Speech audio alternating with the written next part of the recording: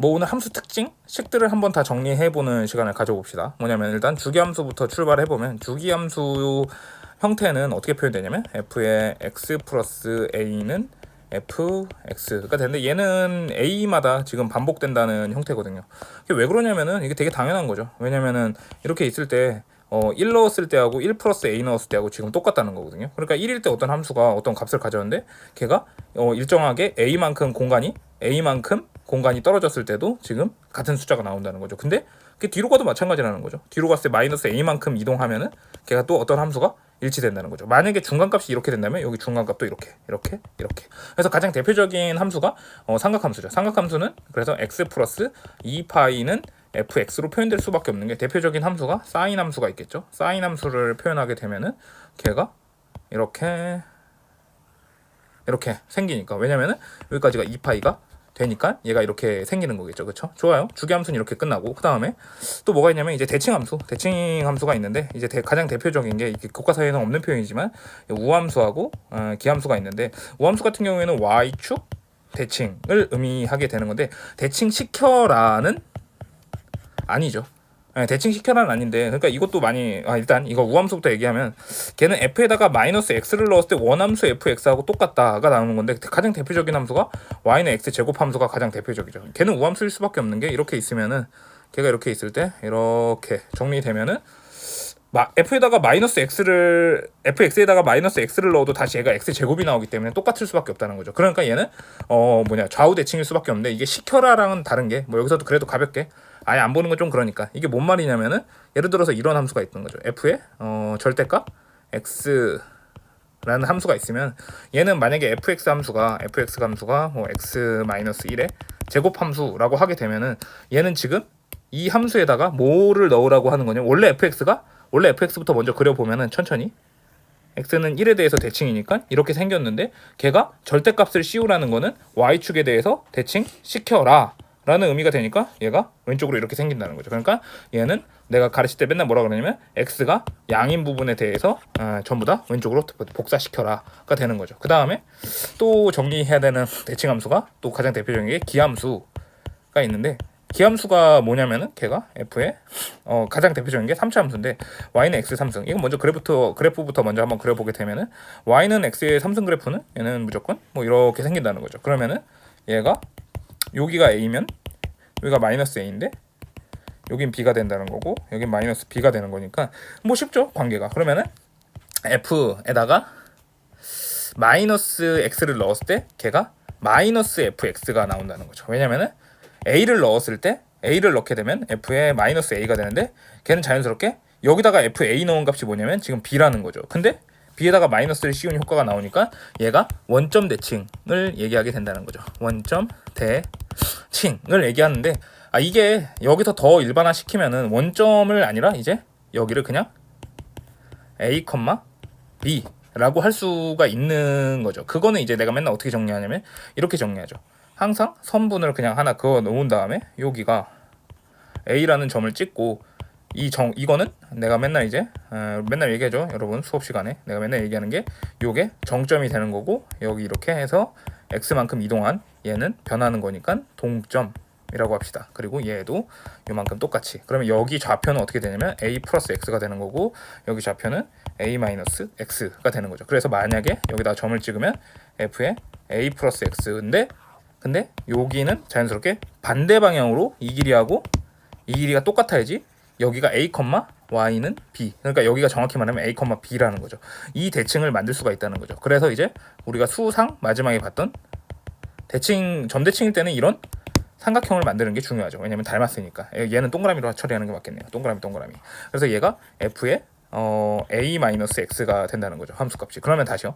그래서 이제 내가 항상 외우라고 할 때 어떻게 외우냐면은 x 값의 평균이 a가 되는구나. 그래서 a 플러스 x 더하기 a 마이너스 x를 더하면은 동점 날라가고 정점인 a만 남게 되는데 그거의 절반은 평균이 되는 거죠. 그래서 항상 a가 나올 수밖에 없는 거고 f의 이거는 뭐냐면 함수값의 평균이 뭐냐면 항상 b가 될 수밖에 없다는 거죠. 그래서 식이 어떻게 되냐면은 f의 a 플러스 x 하고 더하기 f의 a 마이너스 x는 2b. 근데 여기서 항상 2b로 내가 쓰는 이유가 시험 문제에서 이렇게 쓰니까 내가 그렇게 주는 거죠. 왜냐면 이 2를 여기다 쓰지 않고 만약에 왼쪽에다 넘기면은 얘가 뭐가 되냐면 내가 이제 많이 수업할 때 하는 내용이 함수 값의 평균이 걔가 b로 항상 일정하다. 뭐 이런 의미가 형성이 되는 거죠. 그렇죠? 그래서 얘를 한 번 더 변형시킬 수가 있는 게 이제 그냥 편하게 말하면 이렇게 쓸 수 있죠. f의 2a-x 더하기 f의 x는 2b라고도 이게 바로 되는 게 그냥 진짜 유치한 수준에서 정리하면은 그냥 a 플러스 x를 t라고 치환하면은 얘가 이렇게 나오기도 하죠. 근데 그렇게 할 필요가 없는 게 개념적으로 정성적으로 그냥 접근하게 되면은 2a-x하고 더하기 x를 하게 되면은 동점이 지금 사라지게 되고 2a가 남는데 그거의 평균이 뭐냐면 a밖에 안 남아서 그냥 a, b 대칭이 된다는 거죠. 그래서 얘가 그 기함수는 점대칭 함수의 더 일반화된 형태인 게 원점 대칭이니까. 그럼 만약에 여기에 a하고 b에다가 0을 넣었을 때 위에 기함수 함수랑 똑같아진다는 거죠. 그럼 만약에 0을 넣어봅시다. f의 x 플러스 f의 마이너스 x는 제로가 되는 거니까 우리가 아까 기함수식을 유도했던 f 마이너스 x는 마이너스 fx다. 뭐 이렇게 된다는 거죠.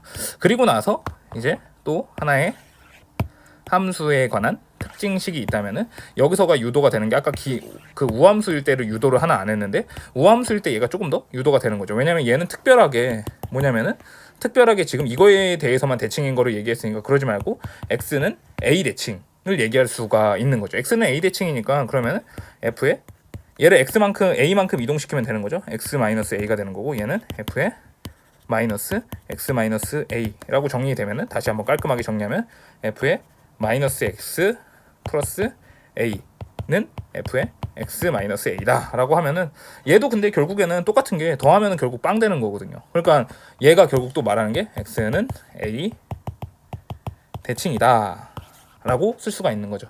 그리고 나서 이제 요즘 내가 이제 굉장히 많이 가르치는 뭐냐면은 이게 볼록성에 대해서 맨날 하는 얘기인데 볼록성 함수는 이것도 함수의 특성에 관한 식이죠. 이게 제일 이 미분 2번 했을 때 나오는 식인데, 그렇죠?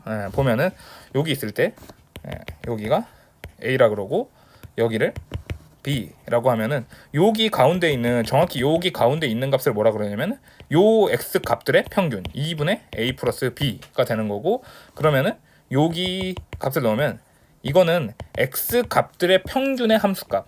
내가 이제 맨날 수업 시간에 강조하지만 뭐라고 하냐면 한글로 읽었을 때 x 값의 평균의 함수값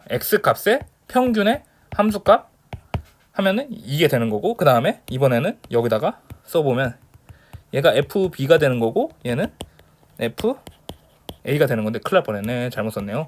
x 값의 평균의 함수값은 이게 여기다가 넣었을 때 여기 위에 요 값이 돼야 된다는 거죠. 그게 뭐냐면은 f의 2분의 a 플러스 b. 그러니까 요 빨간색이 된다는 거고 그리고 내가 진짜 파란색으로 여기다 쓰고 싶은 이 값은 함수 값들의 평균이죠. 그러니까 이 값은 x 값들의 평균의 함수 값이고 이 파란색은 뭐냐면 함수 값들의 평균이 되는 거죠. 그래서 fa 더하기 fb가 평균이 되면은 얘가 지금 더 크다고 하면은 얘가 어떤 걸 나타내는 거냐면은 얘가 위로 볼록을 나타낸다는 거죠. 근데 여기서 이제 내가 더 심화해서 가르치는 게 이거를 내분점으로도 이해할 수 있다는 게 m 대 n 구조로 이해할 수가 있다는 거죠. m 대 n 구조로 이해하면은 내가 이제 수업 시간에 많이 얘기하는 게 크로스로 곱하면 된다. 크로스로 곱하면 된다는 게 여기서는 지금 이게 시소의 원리에 의해서 전체 m 플러스 n 중에서 얘는 m만큼 먹고 있는데 걔는 누구랑 곱해야 되냐면 당연히 b랑 곱하는 거고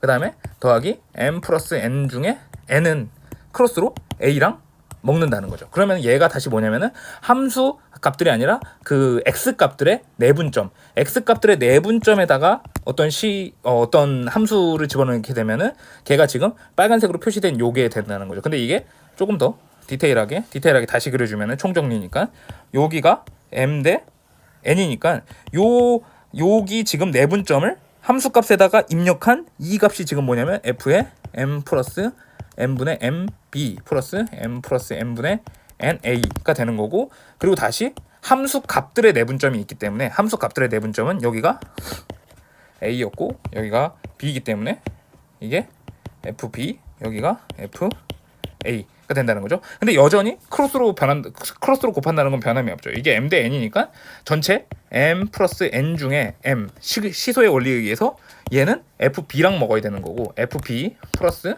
M 플러스 N 중에 N은 누구랑 먹어야 되냐면 FA랑 먹어야 된다는 거죠. 근데 얘가 지금 당연히 얘가 더 크기 때문에 이 식을 주게 됐을 때도 얘가 위로 볼록이라는 거를 알아봐야 된다는 거죠. 그래서 뭐 한마디만 더 하게 되면은 이제 그 요즘에 이제 고1 거를 선행하는 중학생들하고 고1 거를 실제로 하는 학생들이 많이 하는 게 스텝 3에 블랙라벨 스텝 3에 나와 있는 게 요게 이퀄이 되는 순간 결국에 얘는 볼록성이 존재하지 않는다가 되는 거기 때문에 얘는 직선을 의미하게 된다는 거죠. 예, 그런 문제가 하나 있었죠. 지금 내가 방금 정리한 게 이게 함수값들 특징에 전부 다예요.